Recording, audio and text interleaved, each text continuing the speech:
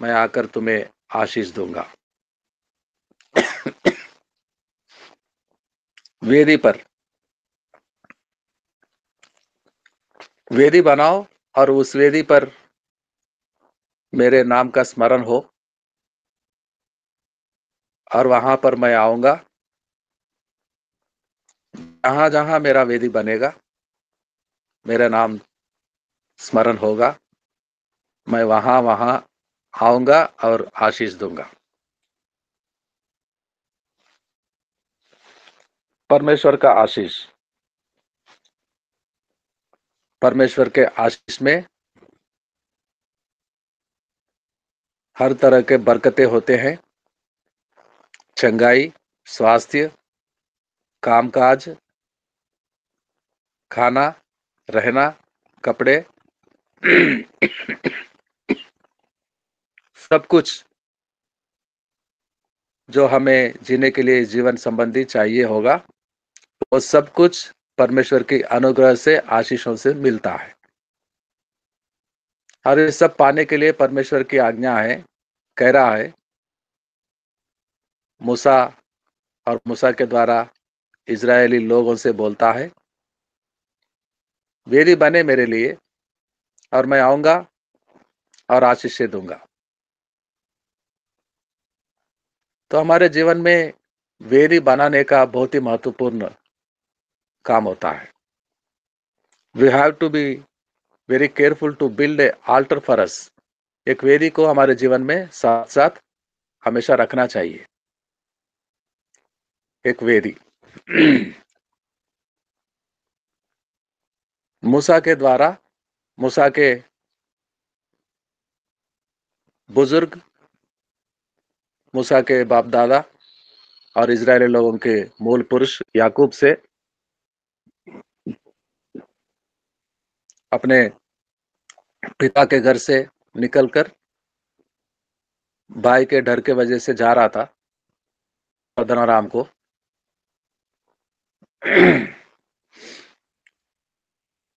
माता और पिता, मम्मी पापा ने बुलाया उसको, देख तू इतना बड़ा धोखा दिया तेरे बड़े भाई को, वो बहुत गुस्से में है, हो सकता है तुझे जान से भी मार सकता है,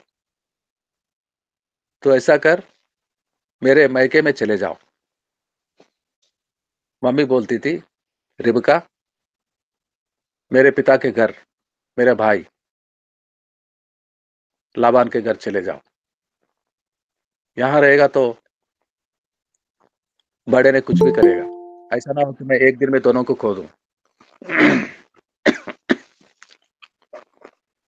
फिर जा रहा था याकूब, जाते जाते शाम हो गई, और वहीं मम्मी का दिया हुआ रोटी तोड़कर खाता है और नींद में जाता है, सो जाता है। और रात हो गई, दर्शन देखता है नींद में, और दर्शन में क्या देखता है, एक सीढ़ी आसमान को छू रही थी, आसमान से धरती पर आ गई थी, और स्वर्गलोक के दूत उतर आते थे और चढ़ जाते थे ऊपर।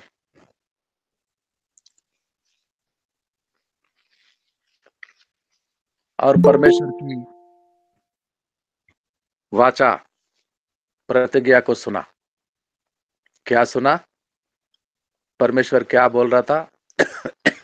उत्पत्ति का 28, जेनेसिस 28, उत्पत्ति का 28 और वचन 15,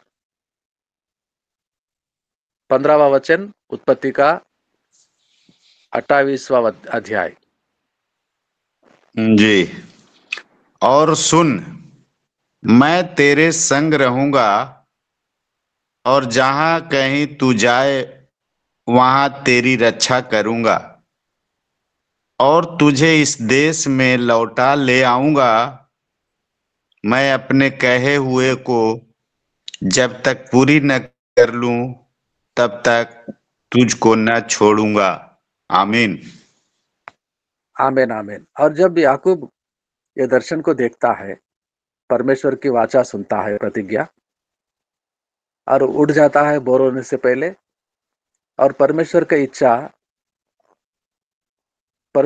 इच्छा को पूरा करता है। क्या करता है?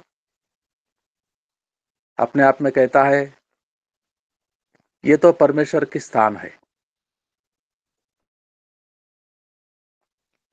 ये कभी आने वाले दिनों में परमेश्वर के लिए भवन बनेगा, यहाँ पर बेतेल कहलाएगा। बेतेल के परमेश्वर, बेतेल के खुदा दर्शन दिया मुझे। और जिस पत्थर रात को सर के नीचे लगाकर सोया था, उस पत्थर को खड़ा किया और तेल से मला अभिषेक किया, वेदी बनाया। वेदी बनाया, घुटने टेक कर प्रार्थना करता है। वेदी बनाकर प्रार्थना कर रहा है। 19 और 20 उसी अध्याय में वचन 19 और 20 को पढ़ेंगे मदन जी। जी सर। उसने उस स्थान का नाम बेतेल रखा, पर उस नगर का नाम पहले लूज था। तब याकूब ने यह मन्नत मानी, यदि परमेश्वर मेरे संग रहकर इस यात्रा में मेरी रक्षा करे और मुझे खाने के लिए रोटी और पहनने के लिए कपड़ा दे। आमीन। आमीन आमीन। वेदी बनाया और प्रार्थना कर रहा था।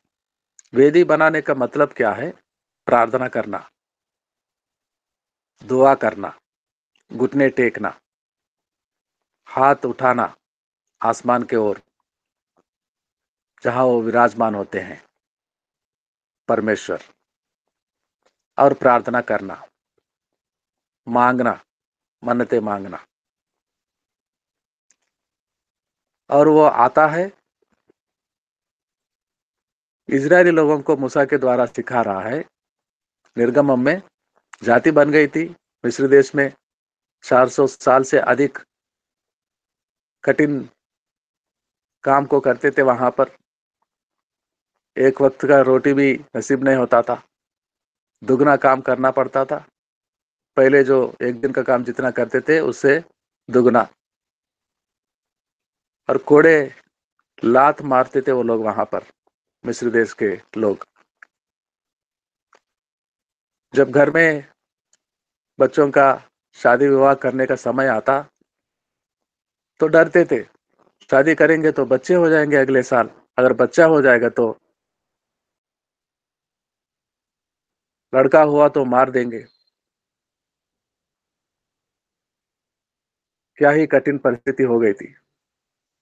लेकिन परमेश्वर ने स्मरण किया, वहां से लेकर आया मूसा को भेजकर, और जाति बन गई थी। आ रहे थे, समुद्र को दो भाग किया, जंगलों में चल रहे थे। सिनाई जंगल में आए थे, परमेश्वर की पर्वत सिनाई पर्वत के सामने, और वहां सिनाई पर्वत के ऊपर बुलाकर मूसा को आज्ञाएं दे रहे थे, व्यवस्था। निर्गमन का 20:1 से पढ़ते हैं, आज्ञाएं हैं। और आज्ञाएं देते देते 24 में आकर कहता है, 24 वचन में, मेरे लिए वेदी बनाओ मिट्टी का, और मेरे नाम का स्मरण हो, यानी कि गीतों को गाए, आराधना करे, और मैं आता हूं और आशीषें देता हूं। और ये जहां जहां तुम करोगे वहां वहां पर आऊंगा, हर जगह में आऊंगा जहां तुम करोगे, और मैं आशीषें दूंगा। याकूब को बोला था दर्शन में, और सुबह उठकर याकूब ने वेदी बनाया, प्रार्थना किया, और परमेश्वर ने वैसा ही किया जैसे दर्शन में बोला था और जैसे याकूब ने प्रार्थना किया। याकूब के साथ जाता है, याकूब जहां जा रहा है याकूब के साथ साथ रहता है, खाना देता है, कपड़े देता है, बड़ा आदमी बनाता है, बीवी बच्चे।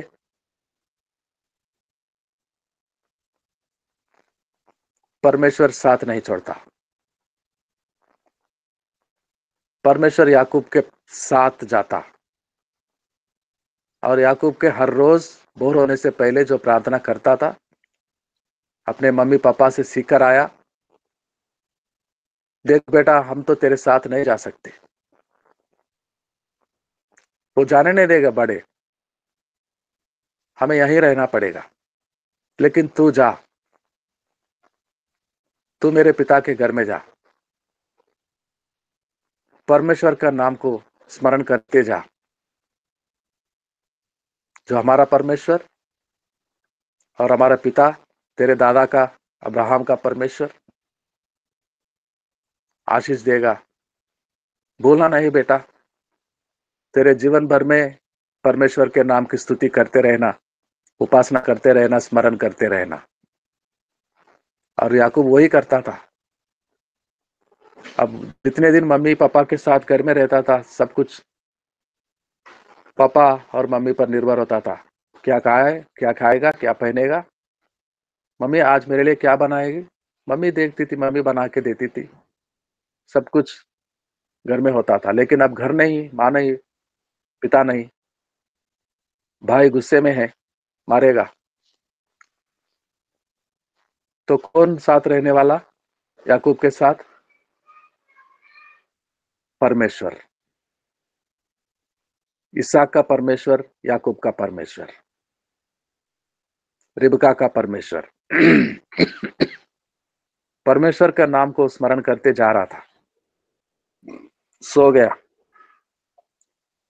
रात में दर्शन को पाया, देखा, सुबह उठकर भोर को वेदी बनाया, घुटने टेका, प्रार्थना कर रहा है।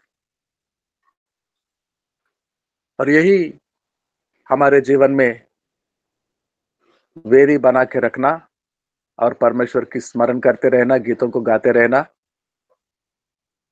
और परमेश्वर कहता है, तू मुझसे मांग, मैं तुझे दूंगा। भजन संहिता 2 का 8, भजन संहिता 2 और 2 का 8, 8वां पद को पढ़ेंगे।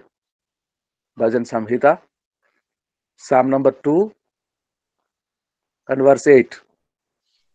यहाँ इस प्रकार से लिखा है, मुझसे मांग और मैं जाति जाति के लोगों को तेरी संपत्ति होने के लिए और दूर दूर के देशों को तेरी निज भूमि बनने के लिए दे दूंगा। आमीन। मांग, मैं दे दूंगा। मुझसे मांग, लेकिन मेरा वेदी, मेरे लिए वेदी बनाओ, मेरे नाम का उपासना करो, आराधना करो, स्मरण करो मेरे नाम का, पुकारो। यहोवा मेरा सहायक है, यहोवा मेरा खुदा है, उसका एकलौता पुत्र यीशु मसीह मेरा उद्धार करता है, मेरा प्रभु है, मेरा राजा, यीशु राजा। और वो जहां जहां हम पुकारेंगे वहां वहां आएगा, और जो मांग रहे हैं हम वो देगा, और बहुतायत से देगा, आशीषों को देगा। यीशु मसीह अपने चेलों को सिखाते सिखाते बोल रहे थे, मत्ती समाचार 18 का 19, 18 का 19 और 20। मत्ती समाचार अध्याय 18, 19 और 20।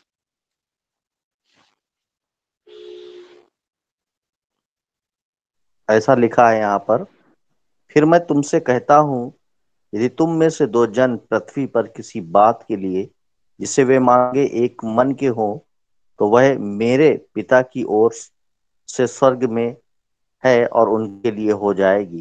क्योंकि जहाँ 2 या 3 मेरे नाम पर इकट्ठे होते हैं, वहां मैं उनके बीच में होता हूँ। आमीन। याकूब अकेला जा रहा था, मम्मी पापा साथ रह जा रहे थे, और बड़े तो गुस्से में था और अकेला जा रहा था। अकेले के साथ उसकी प्रार्थना लेने के लिए, प्रार्थना सिखाने के लिए एक सीढ़ी आ गई थी, और सीढ़ी पर में से उतरते चढ़ते हुए दूत आए थे। तो रात भर उतरते चढ़ते दूत क्यों आ रहे थे? क्यों आ रहे थे? ताकि याकूब के पक्ष में होकर याकूब के साथ प्रार्थना कर सके। याकूब अकेला था, कुछ साथी चाहिए होता था उसको, और स्वर्गलोक के साथियों को भेज रहा है। जाओ याकूब के पास और वो प्रार्थना करेगा, तुम आमीन करना। याकूब अकेला है, तुम 2 और 3 जाओ और वहां प्रार्थना करो। परमेश्वर की इच्छा पहले से यही थी कि परमेश्वर हमको एक संगति बनाना चाहता था। याकूब आदम को देखा, आदम कंप्लीट नहीं किया था। आदम, ये परमेश्वर मैं अकेला हूं, सारे जंतु जानवर 2-2 हैं, नर नारी, मुझे क्यों ऐसा बनाया, मुझे अच्छा नहीं लग रहा है, मैं ठीक नहीं हूं। क्या ऐसा बोला था आदम ने? नहीं, वो मगन था अपने में।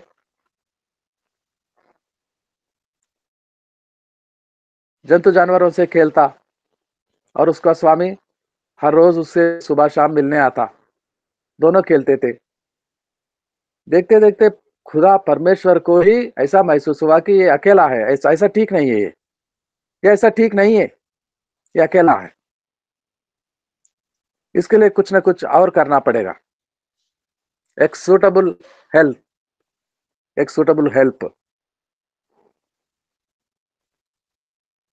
एक संगति होगा, दोनों हो जाएंगे, एक में से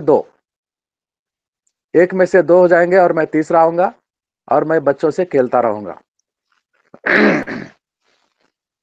तो परमेश्वर याकूब के साथ स्वर्गलोक के दूतों को भेजा प्रार्थना करने के लिए। अब जाति बन गई थी। कितने लोग थे? 2 या 3 थे। मूसा का बड़े भाई, बड़ी बहन और मूसा का सेवक हारून, 4 लोग हो गए। मूसा का पत्नी, हारून का बेटे हो गए, तो हारून का पत्नी भी थी। और कितने लोग पुरुषों का गिनती करते हैं, आगे जाके पढ़ेंगे, निर्गम में है, 20 का 24 में पढ़ रहे हैं। अभी गिनती में हम पढ़ रहे थे, पूरे 6,03,500 लोग थे, पुरुष 20 वर्ष के ऊपर के वाले और 60 वर्ष के नीचे वाले, बिटवीन 20 एंड 60, 6,03,500।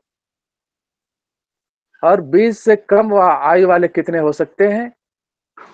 60 से ऊपर 120 साल जी रहे थे। हारून 123 साल जिया था, मूसा 120 साल, मरियम 120 साल से अधिक। तो 60 साल के ऊपर वाले कितने लोग हो सकते थे? कितना बड़ा संगति बन गई थी, मंडली बन गई थी। और मंडली को बोलता है, मेरे लिए वेदी बनाओ, मेरा नाम का स्मरण हो, आराधना हो, मेरा उपासना, जहां जहां हो मैं वहां वहां आकर आशीष दूंगा। जाति जाति के लोगों को मांगो, भजन संहिता में बोल रहा है, मुझे मांगो, जाति जाति के लोगों को दूंगा और धरती के कोने कोने तक ये सारा देशों को, मुल्कों को तेरे हवाले करूंगा। जाति जाति इकट्ठा करना चाहता है, एक मन होकर। मत्ती सुसमाचार में पढ़ रहे थे, पास्टर जी पढ़ रहे थे, एक मन होकर, तुम में से 2 या 3 इकट्ठा होकर, वननेस होकर, जो 3 लोग मिलते हैं, 4 लोग मिलते हैं या अधिक लोग, सबका मन एक जैसा हो। परमेश्वर के सामने सारे लोग एक मनुष्य के समान दिखा जाए, एक मनुष्य बनकर जाए। पतरस खड़े होकर प्रचार कर रहे थे और बाकी सारे 11 प्रेरितों क्या कर रहे थे? एक साथ एक मन होकर खड़े हो गए थे पतरस के पीछे, हाथों में हाथ डालकर, और कितना बड़ा फसल को काटा। 12 लोग मिलकर 3,000 लोगों का बपतिस्मा हुआ। 3,000। और क्या प्रचार कर रहा था? हम पढ़ते हैं 2 अध्याय में प्रेरितों के काम में, बहुत सादा सीधा प्रचार। एक योएल का भविष्यता का वचनों को याद दिलाता है, बस इकट्ठा होना, एक मन का होना, एक होना, संगति होना, और वेदी बनाकर उपासना करना, प्रार्थना करना। मांगो, क्या मांगोगे मांगो। 2 या 3 जहां इकट्ठा होंगे वहां पर मैं आ जाऊंगा, जहां होंगे वहां पर। और वहां वो आशीष देने वाला आ जाएगा। जहां यीशु होगा वहां सब कुछ होगा। जहां यीशु नहीं होगा वहां कुछ भी नहीं होगा। जहां तक यीशु का सुसमाचार पहुंचता है, गांव गांवों में, जंगलों में, वहां यीशु आ जाता है। वेदी बनती है, कलीसिया बनती है, संगति बनती है, प्रार्थना है होते हैं, और आशीष बरकतें वहां से शुरू होता है। जंगलों में, गांवों में, बस्तियों में, पहाड़ियों में, वादियों में, जहां जहां मनुष्य जाति, नर जाति बसती है, वहां यीशु के समाचार जाता है, संगति बनती है, प्रार्थना होती है, वेदी बनती है, और परमेश्वर आशीष देने वाला वहां पर पहुंच जाता है, जो वादे के पक्का कहता है तो कहता है, करता है।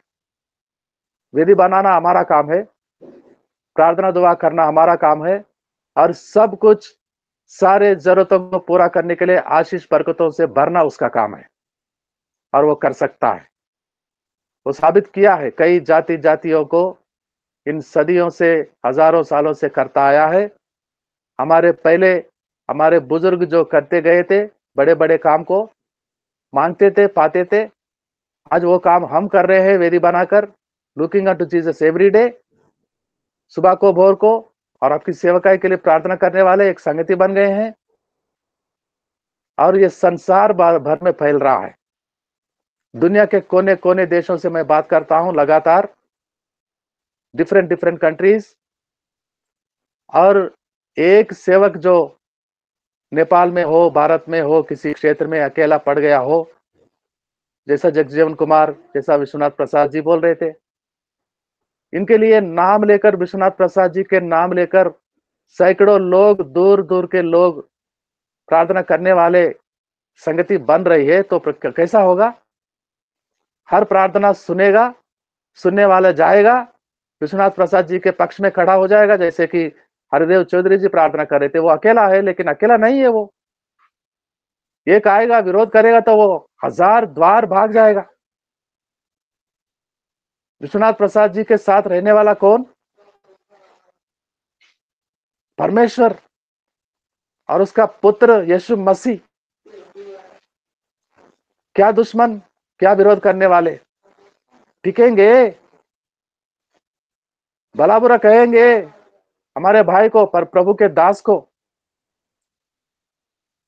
देखेंगे क्या होता है, कैसा बचा लेता है अपने दास को।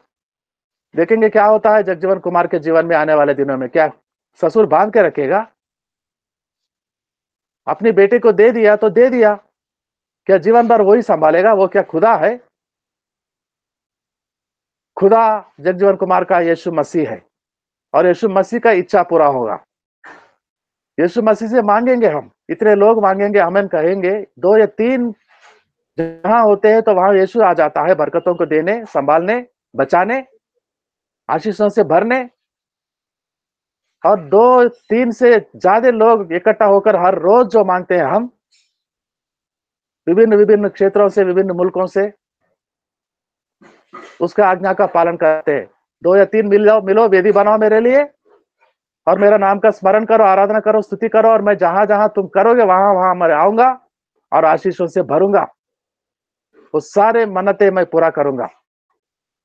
मैं तुम्हारे साथ रहूंगा, संग संग जाऊंगा। क्या ही भला परमेश्वर,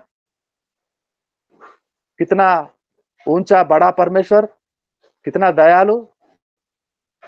वो हमारे साथ है, हमारी प्रार्थनाओं को सुनता है। हमारे लिए, हमारे भाई बहन जो हर रोज प्रार्थना करते हैं, उनका सुनता है, और वो हमारे सारे तकलीफों से हमें बचाता, संभालता, खड़े करता, और अपने काम को करने के इस्तेमाल करता, हमें काबिल करता हमें, हमारे जरिए जो करना चाहता है वो पूरा कर ही लेता है, जिनको बचाना चाहता है बचा ही लेता है। आइए परमेश्वर को धन्यवाद करेंगे, इस वेदी को दिया, इस संगति को दिया, प्रार्थना करने सिखाता। कभी अकेले महसूस हो जाते हैं, अकेले पड़ जाते हैं, जैसा कि याकूब अकेले पड़ गया था। स्वर्गलोक के दूत आ गए थे याकूब के साथ प्रार्थना करने, वेदी को बनाने। हमारे साथ इतने भाई हैं, उसके दास दासी, परमेश्वर के अच्छे दास दासी, इतने लोग हमारे साथ हैं हर रोज प्रार्थना करने के लिए, हमारे लिए दुआ करने के लिए, मांगने से उससे, ताकि हमारे आशीष हमें मिल जाए। आज के आशीषों को आज मांगेंगे, परमेश्वर आज इस वेदी पर आ जाए हमारे पास, एक एक के पास, जहां से हम शामिल हैं, जगह जगह पर वो आएगा और आशीष करेगा हमें। आखिरी प्रार्थना करेंगे हम।